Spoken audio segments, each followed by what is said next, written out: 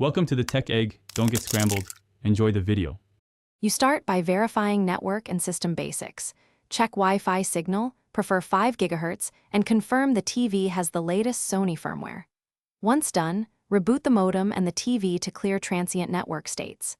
Next, open the YouTube app and sign out of your Google account, then sign back in. This refreshes authentication tokens.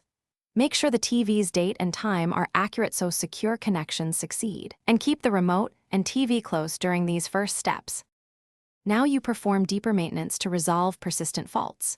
Go to Settings, right arrow Apps, right arrow YouTube, and clear cache first, then clear storage if needed, because corrupted local data often breaks playback.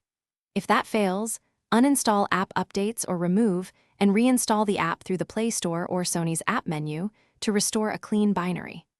Also disable any VPN or proxy and temporarily remove other streaming apps that may conflict. Finally, test with a different Google account to rule out account-specific problems. Finish by power cycling both the router and the TV. Unplug, wait 60 seconds, then restart to rebuild connections cleanly.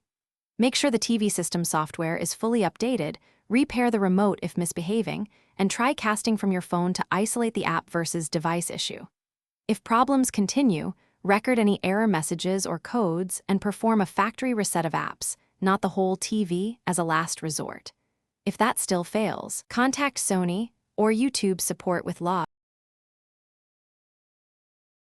Thanks for watching. Consider subscribing if I helped unscramble your problems.